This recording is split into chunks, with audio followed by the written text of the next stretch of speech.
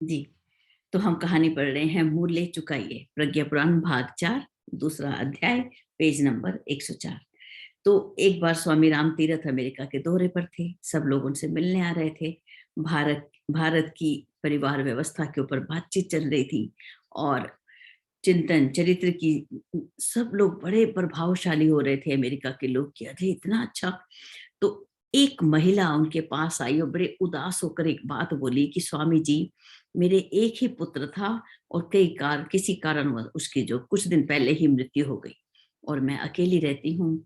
मेरे पति भी नहीं है और जीवन बड़ा मुश्किल हो गया है काटना। जीवन में निराशा ही निराशा दिखाई दे रही है और क्या कोई ऐसा उपाय है मेरे जीवन को शांति मिले?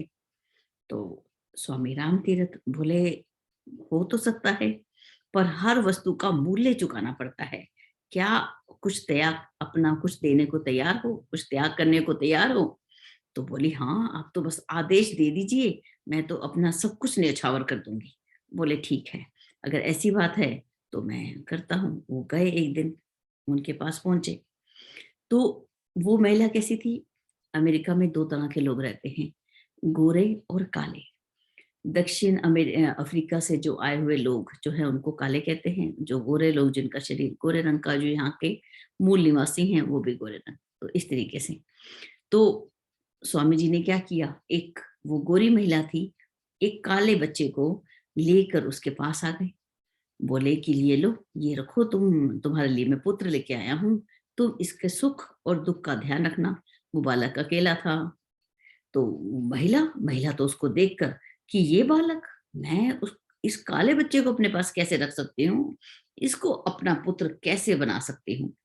तो स्वामी राम तीरथ बोले, माँ, यदि इस बालक के लालन पालन में आपको इतनी कठिनाई अनुभव हो रही है तो सच्चे सुख और शांति को प्राप्त करने का जो कार्य है, जो मार्ग है, वो बहुत ही कठिन है।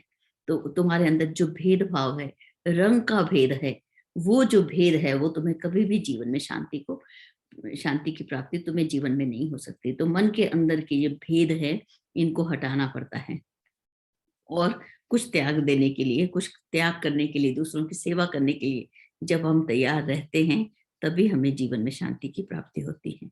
आगे चलते हैं। एक और बड़ा सुंदर छोटा सा उदाहरण है, सबसे बड़ा सुख। याकूब ने सुना कि संत तालसुद एक पहुंचे हुए फकीर हैं, उनकी दुआ से लोग बड़े आनंदित होते हैं। तो याकूब उन्हें खोजते हुए एक वन में पहुंचा। वो एक टोकरी में दाना लेकर चिड़ियों को चुगा रहे थे। बड़े प्रसन्न थे। चिड़िया फुदकती तो वो भी बड़े उनको अच्छा लगता। चिड़िया चहचहाती तो भी बड़े आनंद विभोर हो जाते। तो याकूब बड़ी देर बैठ के देखता रहा।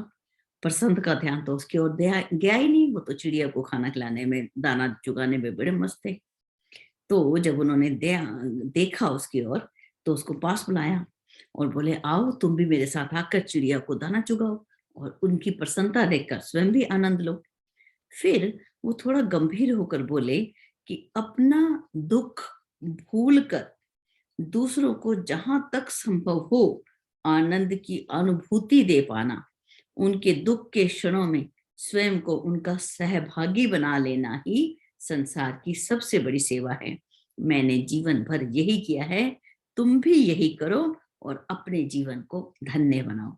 तो किस प्रकार से दूसरों को सुखी देखकर, दूसरों को चहकता फुदकता देखकर हम भी उसका आनंद लें, तो हमारा जीवन कैसा हो जाएगा? आनंदमय हो जाएगा। फिर आनंद की तलाश बाहर नहीं करनी होगी, वो हर पल हम आनंद में रह सकते हैं। आगे एक और छोटा सा उदाहरण, उनकी जीवन गाथा लिखे। एक प्रसिद्ध लेखिका मद्रास के मुख्यमंत्री का जीवन चरित्र विस्तार से लिखना चाहती थी। तो उनके पास कई प्रश्न पूछने के लिए आई। मुख्यमंत्री ने कई समाज सेवियों के नाम गिनाए और कहा कि इनमें से किसी का जीवन चरित्र लिखें। मुझे तो मेरी सेवाएं, जो भी मैंने अपने जीवन में सेवाएं की हैं, उसका पुरस्कार मुझे मिल चुका। लेकिन ये लोग जो लोक सेवी हैं, जिन्होंने अपना जीवन, अपना तन मन धन समाज को समर्पित कर दिया और अपने आप को किसी को बताते भी नहीं, नींव के पत्थर की तरह जो अपने आप को छिपा कर रखते हैं, जाओ यदि जीवन का चरित्र लिखना है तो इनका लिखो। लेखिका ने वैसा ही किया। चलते हैं। श्लोक नंबर 87 की ओर। हर क्षेत्र में पनपने वाली अवांछनीयताओं का उन्मूलन कर सकने वाला आक्रोश, विरोध और संघर्ष खड़ा करना ही उन्हीं का काम है। ब्राह्मण के एक हाथ में शास्त्र और दूसरे में शस्त्र रहता है। बहुत आज ब्राह्मण की बातें हो रही हैं कि ब्राह्मण की इंपॉर्टेंस कितनी है, उसका महत्व कितना है समाज के उत्थान के लिए। मस्तिष्क और मुख का जो स्थान है वो ब्राह्मण को दिया। अगर मस्तिष्क सही ढंग से काम ना करे और मुख अपना सही ढंग से काम ना करे तो जीवन कैसा हो जाएगा, बड़ा ही कमजोर हो जाएगा। तो इसीलिए यहाँ पर बोले कि ब्राह्मण के लिए ही यहाँ पर बात बताई जा रही है। ब्राह्मण कौन? जो समाज में ज्ञान का प्रचार प्रसार करे। जाति से कोई भी ब्राह्मण नहीं है। जो भी ज्ञान के ज्ञान की, ब्रह्म की विद्या की चर्चा समाज को ऊपर उठाने का कार्य करता है, पतन में गिरने न देने का कार्य करता है, वो व्यक्ति ब्राह्मण है। यहाँ जाति से संबंध नहीं है। ऐसे व्यक्तियों के लिए आज यहाँ का श्लोक क्या बताता है कि हर क्षेत्र में, चाहे वो कोई भी क्षेत्र हो, उसमें पनपने वाली अवांछनीयताओं का उन्मूलन कर सकने वाला आक्रोश, कि हमारे अंदर वो आक्रोश हो कि हमने अवांछनीयताओं का उन्मूलन कर देना है, हटा देना है, विरोध कर सके और संघर्ष खड़ा कर सके। ऐसा उन्हीं का काम है। ब्राह्मण के एक हाथ में शास्त्र और दूसरे में अस्त्र रहता है, सॉरी, दूसरे में शस्त्र। एक हाथ में शास्त्र, एक हाथ में शस्त्र, दोनों ही हाथ में लेके चलने हैं ब्राह्मण को। देखिए कैसी अजीब बात है, यहाँ पर तो शास्त्र भी दे रहे हैं और शस्त्र भी दे दिया। वो कैसे?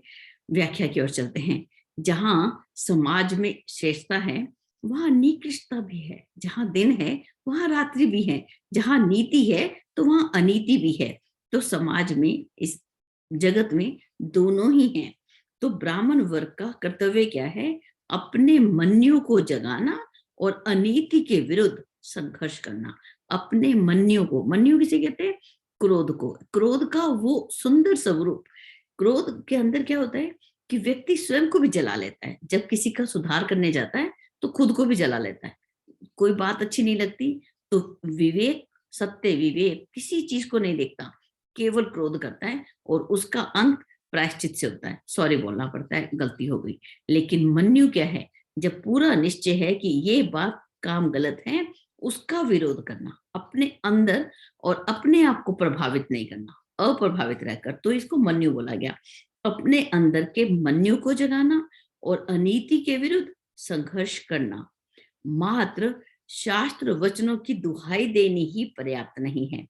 व्यक्ति में दृष्टता के विरुद्ध असहयोग, विरोध एवं संघर्ष कर सकने का साहस भी अपेक्षित है।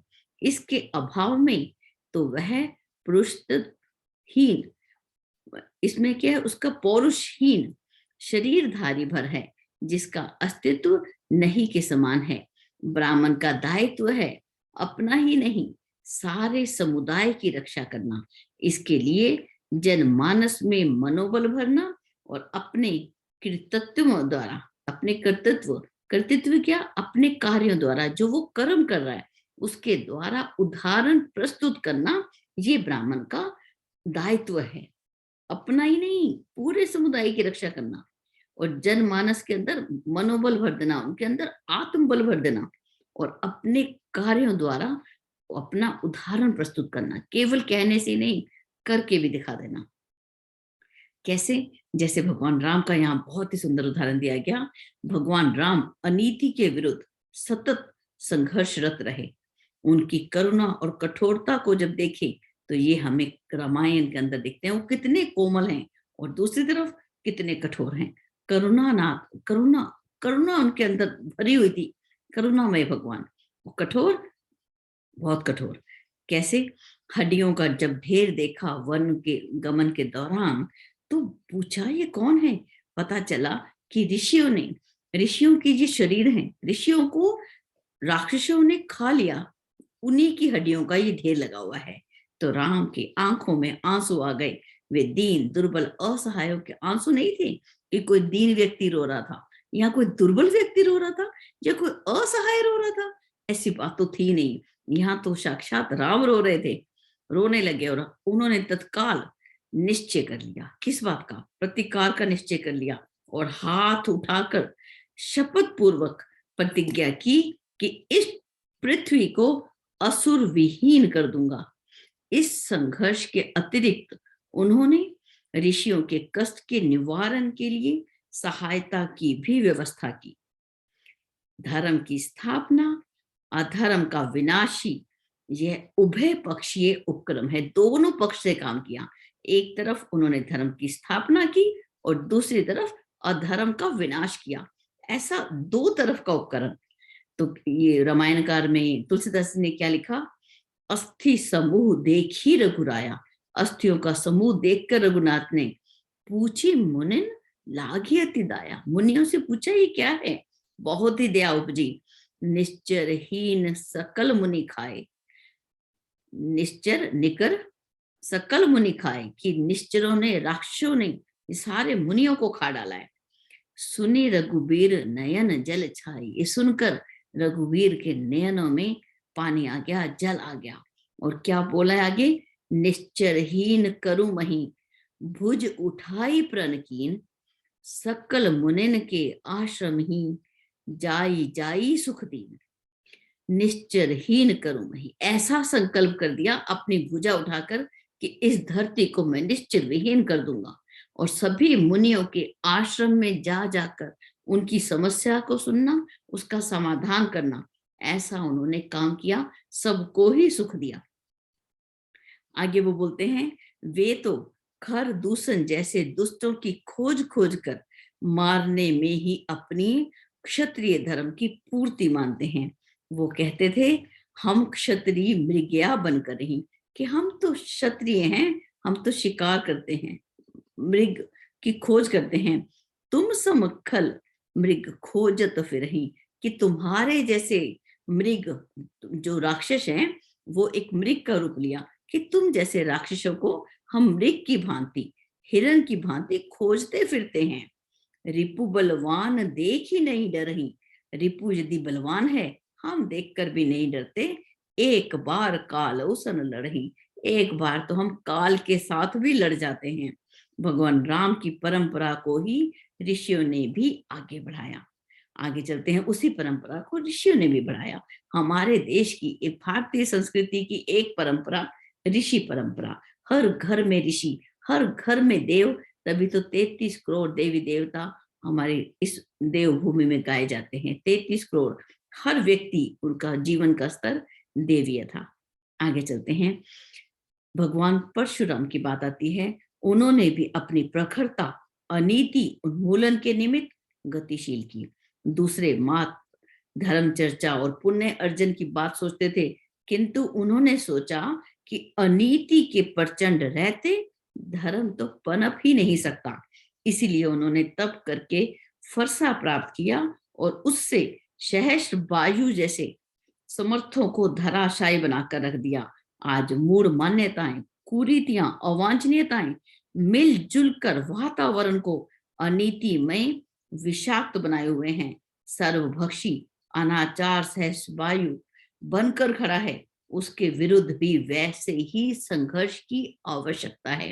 ये प्रकरण कैसा लग रहा है? जैसे कि सत्साहस प्रकरण था।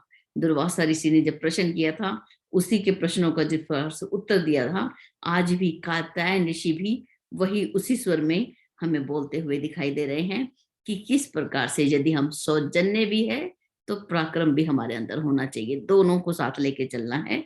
तो हम यहाँ पर भी भगवान राम की तरह, इधर से हम करुणामय हों तो उधर से हम कठोर भी हों, दोनों ही हमारे अंदर होना चाहिए। आगे एक और उदाहरण दिया द्रोणाचार्य जी का। द्रोणाचार्य धर्म शास्त्रों में प्रवीण थे।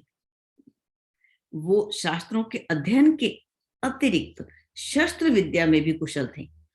उनमें प्रवीणता प्राप्त करने के लिए उन्होंने कितनी तप साधना की और भक्ति भावना से भी अधिक श्रम किया था। और जितने भी शस्त्र संचालन का कार्य था, उसका वो शिक्षण दिया करते थे, एक विद्यालय चलाते थे।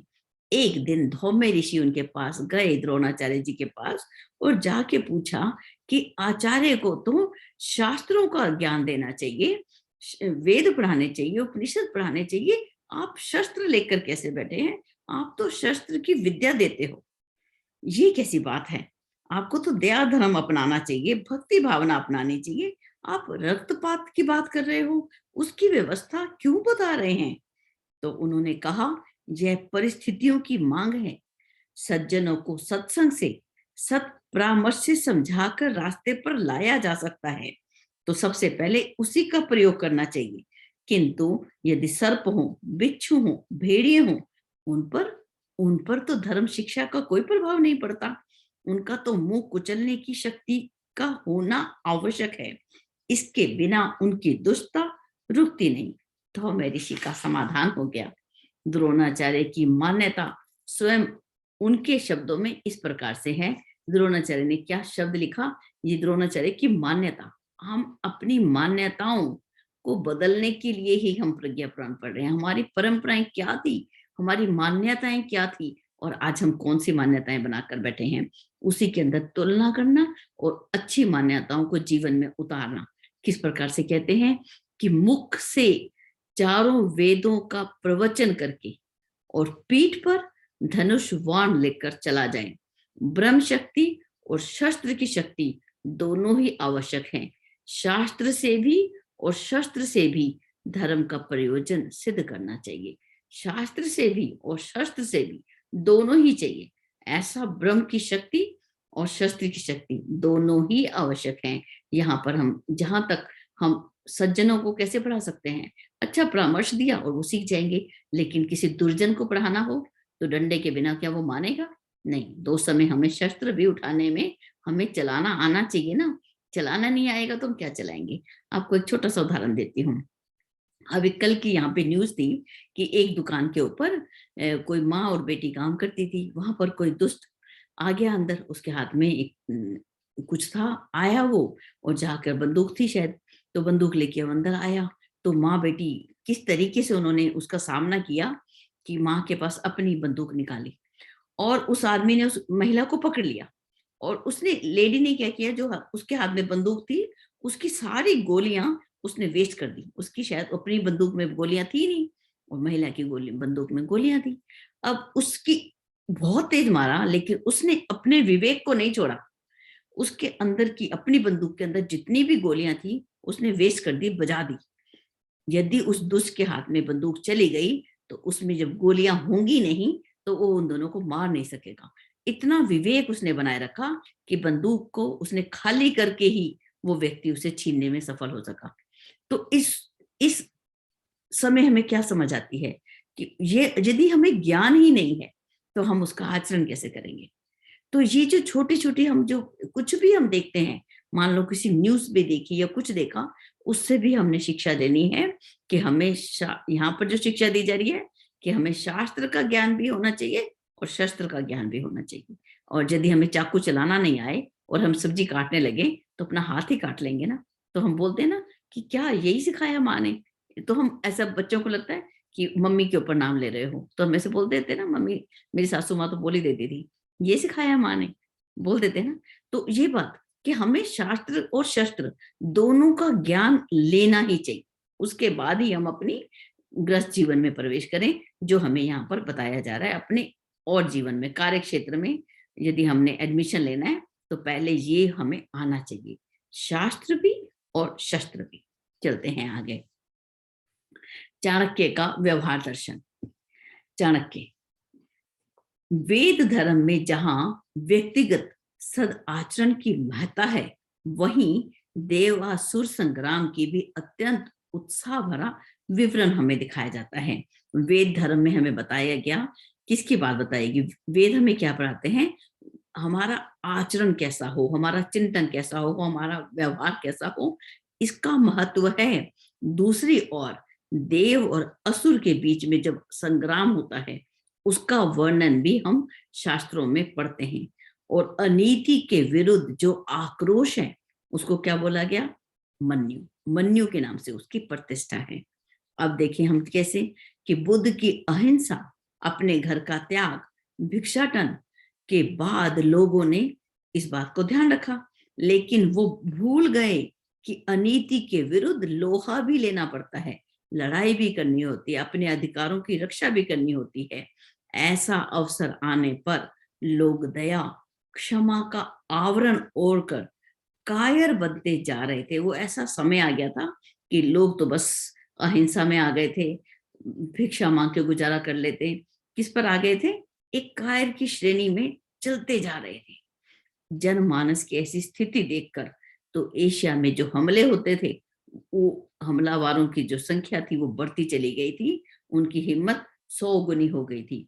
मुट्ठी भर डाकुओं के काफिले ला लाकर उन्होंने सारे देश को रौंद डाला, सोमनाथ जैसे देवालय को नष्ट किया और वहां का वैभव ऊंट पर लाद लाद के सब ले गए। लगातार हमले होते रहे और प्रतिरोध के लिए कोई भी व्यक्ति आगे नहीं आया। उस स्थिति को उलटने के लिए चाणक्य ने व्यवहार का दर्शन अपनाया। यहां भी दर्शन अपनाया गया, जो हम इतने सारे दर्शन की बात करते हैं, और आज का दर्शन जो है वो प्रज्ञा उपनिषद एक दर्शन के रूप में हर पाठ के एंड में जब हम पढ़ते हैं तो उसको क्या बोलते हैं, यहाँ पे लिखा युग दर्शन। आज के समय का युग दर्शन कौन सा हुआ? प्रज्ञा उपनिषद या प्रज्ञा पुराण को। उस समय में चाणक्य ने एक दर्शन अपनाया जिसका नाम था चाणक्य का व्यवहार दर्शन, वो अपनाया और उसको अपनाते हुए चंद्रगुप्त स्कंदगुप्त को रणनीति से प्रशिक्षित किया और मार्गदर्शन करते हुए लड़ाया। चाणक्य स्वयं संत थे, नगर से दूर कुटिया में रहते थे, पर दुष्टता के प्रतिरोध में वे कूटनीति भी थे। बड़ा कूटनीति वो जानते थे। दुष्टता का प्रतिरोध कैसे लेना है, कूटनीतिज्ञ भगवान कृष्ण को नीति में और धर्म की स्थापना के लिए उनको भी कूटनीति का सहारा लेना पड़ा। तो ऐसे ही यहाँ पर भी चाणक्य भी कूटनीतिज्ञ थे। नंद वंश को उन्होंने ठिकाने लगाया। अपना जीवन कैसा रखा, एक बिल्कुल अपरिग्रही संत जैसा, बिल्कुल पास में कुटिया बनाकर रहते, इस तरीके से उन्होंने, लेकिन अपना जीवन कैसा रखा, अपरिग्रही। लेकिन जब नालंदा का विश्वविद्यालय बनाया, उसके संचालन के लिए करोड़ों का धन जुटाया। अपने जीवन में उस पैसे को कभी यूज नहीं किया, कभी इस्तेमाल नहीं किया। तो कैसा सुंदर एक उदाहरण चाणक्य का व्यवहार दर्शन, कि किस प्रकार से जो लोग डर गए थे, सहम गए थे, अहिंसा का सहारा ले चुके थे, भिक्षा पर जीवन व्यतीत कर रहे थे, उन लोगों के अंदर किस प्रकार से मन्यु भरा और किस प्रकार से उन्होंने इसको अपने देश को बचाया। तो बहुत ही सुंदर उदाहरण। आगे बहुत 2 लाइन का उदाहरण दिया समर्थ गुरु ने, यही इन्हीं के ऊपर बात आई है। समर्थ गुरु ने प्लानवादी भाग्यवादी मान्यताओं को उल्टा, ऐसी मान्यताएं जो कि प्लानवादी हूं, भाग्यवादी हूं, इस मान्यताओं को उलट देना चाहिए। अहिंसा का अतिवाद भी नहीं अपनाया। ये अहिंसा परमो धर्म, लेकिन इसका अतिवाद बिल्कुल भी नहीं। यदि आपको कोई मार रहा है तो अनीति को बढ़ावा देना, तो ये अतिवाद के क्रम में आएगा। वरन समव्याप्त अनाचार के विरुद्ध संघर्ष का लोकमानस तैयार किया। दूरदर्शिता और यथार्थता भी इसी प्रतिपादन में सन्निहित थी। एक सुंदर उदाहरण, राणा सांगा। महाराणा सांगा उदयपुर के शासक थे, अपनी शौर्य शक्ति के लिए प्रसिद्ध थे। अपने देश धर्म और संस्कृति की वे थोड़ी सी भी हानि नहीं देख सकते थे। ये बड़ी बात है। अब किसकी हानि? अब देखो, हम तो व्यापार की हानि देखते हैं, अरे उनका व्यापार खराब हो गया, उनके स्वास्थ्य की हानि, अपने पर्सनल लेवल तक अपने लाभ और हानि को अपने केवल व्यक्तिगत जीवन से उसको संबंध कर लेते हैं। लेकिन उनका संबंध कहाँ तक है? देखिए यहाँ पर, देखिए क्या लिखा उन्होंने, कहाँ गया महाराणा सांगा, अपने देश धर्म और संस्कृति की थोड़ी सी भी हानि नहीं देख सकते थे। तो यहाँ पर कौन सी हानि? यदि हमारी संस्कृति की हानि हो रही है, हमारे धर्म की हानि हो रही है, हमारे देश की हानि हो रही है, वो हानि, वो ज्यादा, वो नुकसान बहुत महत्वपूर्ण है अपने व्यक्तिगत लाभ से भी ज्यादा। ठीक है, व्यक्तिगत हानि से भी ज्यादा। आगे चलते हैं। आक्रमणकारी अनाचारियों के विरुद्ध लड़ने वाले राणा सांगा ने बाबर के साथ युद्ध किया था। अपने शरीर में 80 घाव होते हुए भी वे डटकर लड़ाई लड़ते रहे और जब तक दम में दम रहा धर्म युद्ध से पीछे नहीं हटे। तो कितना 80 घाव थे, लेकिन जब तक उनके शरीर में प्राण थे वो तब तक पीछे नहीं हटे और धर्म युद्ध से लड़ते ही रहे। आगे चलते हैं। अंत तक लड़ते रहे। चित्तौड़ के शासक राणा प्रताप ने मुगलों से लड़ाई रखी। मुगलों ने असली कूटनीति के सहारे सबसे बड़ी कूटनीति अपनाई कि एक एक राजपूत को अपने वश में कर लिया और किसी को लाभ दिया, किसी को लालच दिया, किसी को मारा, किसी को धमकाया। इस प्रकार से अपने पास सबको अपनी ओर मोड़ लिया। लेकिन राणा प्रताप उनके जाल में नहीं फंसे। उन्होंने अपनी लड़ाई को क्या रूप दिया? देश की स्वाधीनता का युद्ध माना कि मेरा युद्ध जो है वो मेरे लिए नहीं है, पूरे देश की स्वाधीनता का युद्ध माना। उस लक्ष्य की प्राप्ति के लिए अंतिम सांस तक लड़ते रहने का प्रयत्न किया। उन्होंने अपना सैनिक वनवासियों को बनाया। राजपूत तो विलास लूटने के लिए झंझट से बचने की नीति अपना चुके थे। राणा प्रताप की युद्ध छावनियां, रसद भंडार पहाड़ी गुफाओं में रहते थे। ऊपर से नीचे वालों को वो धराशायी करते रहते। कई बार उन्हें रोटी और कपड़े की भी समस्या आई। तब समाज के उदार चेता भामाशाह जैसे व्यक्ति उन्होंने अपनी सारी संपत्ति उनके चरणों पर रखकर संग्राम को जारी रखने की सुविधाओं को उत्पन्न किया। राणा प्रताप ने अपना प्रण मरते दम तक निभाया और मुगलों को पीछे हटने के लिए बाधित किया। आगे एक और रणनीति, छत्रपति शिवाजी की रणनीति। औरंगजेब ने शिवाजी के पास कितने ही संधि संदेश भेजे और महाराष्ट्र का एक इलाका जागीर रूप में देने का लालच भी दिया, पर शिवाजी उनके समस्त प्रस्तावों को अस्वीकृत करते रहे।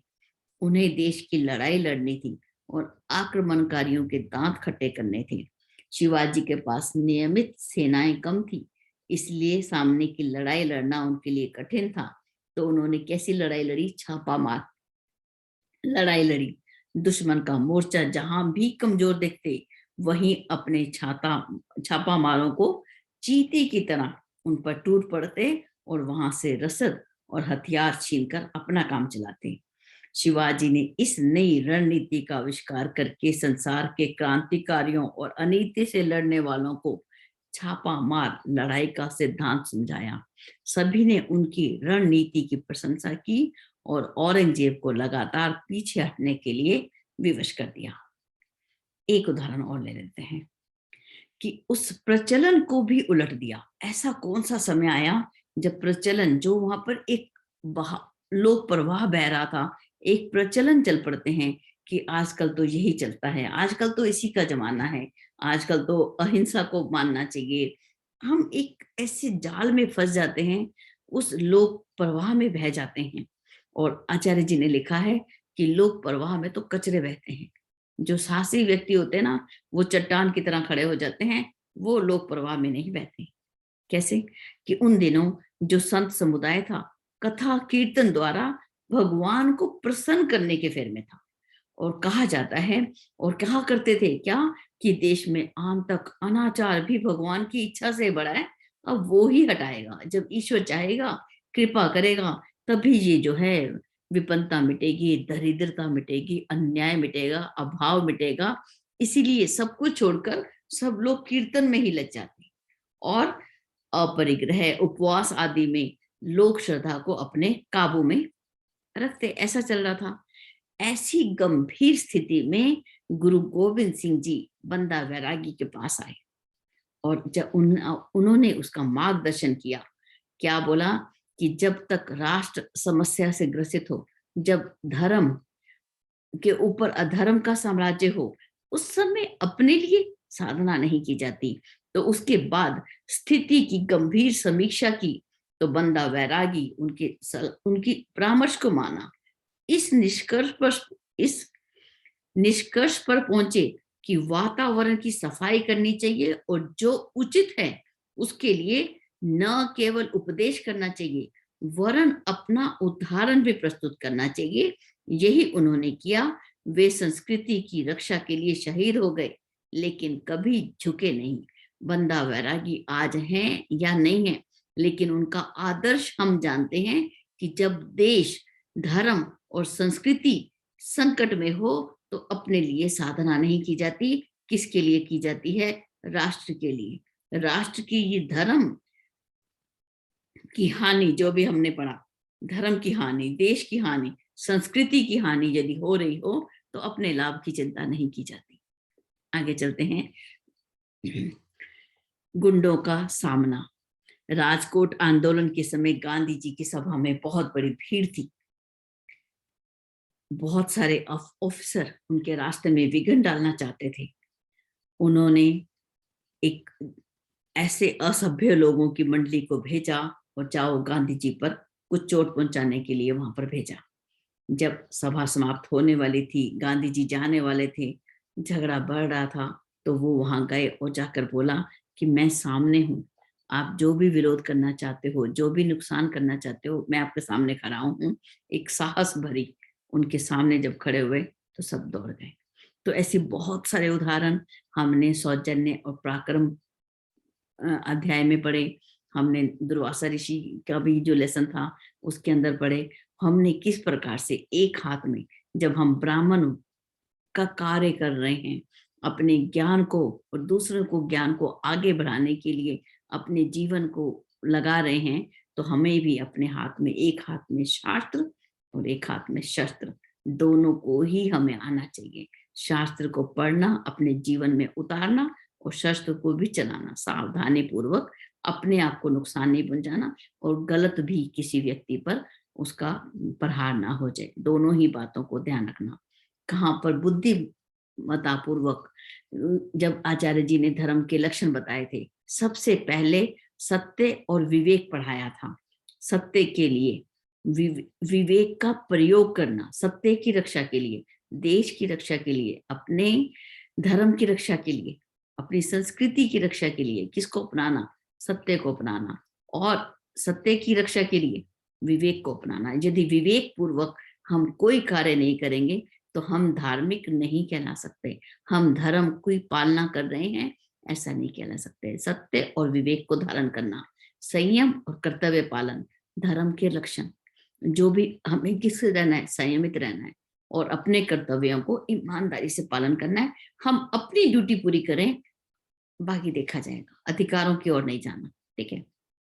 आगे आचार्य जी ने हमें पढ़ाया था अनुशासन, डिसिप्लिन और सेल्फ डिसिप्लिन, दोनों को फॉलो करना। अनुशासन से रहना और अनुबंध से। हमें अपना जो है सेल्फ डिसिप्लिन, कि अपना डिसिप्लिन हम खुद बनाएं, अपने नियम हम खुद बनाएं और उसको हम पालन करें, सेल्फ डिसिप्लिन में भी रहें। उसके बताया था सौजन्य और पराक्रम, सहकार और परमार्थ। हम सज्जन हैं तो पराक्रमी भी हों, हम सहकार मिलजुल कर रहें और परमार्थ के कार्य करें। ये एक धर्म के हमें 10 लक्षण बताए थे। मानव, महामानव कैसे बने, अपनी संस्कृति की रक्षा हम कैसे करें, वो हमें एक एक कदम हमें आचार्य जी उंगली पकड़ के आगे बढ़ाते चल रहे हैं। इसी के साथ मैं अपनी वाणी को यहीं विराम देती हूँ। आप सभी का बहुत बहुत धन्यवाद। हम इसे पढ़ें, समझें, अनेक बार पढ़ें और घर घर में जिस प्रकार से रामायण और गीता हैं, ऐसे हर घर में प्रज्ञा पुराण जरूर और जरूर होने चाहिए। ये हमारा कर्तव्य है। जय गुरुदेव। सभी को मेरा प्रणाम।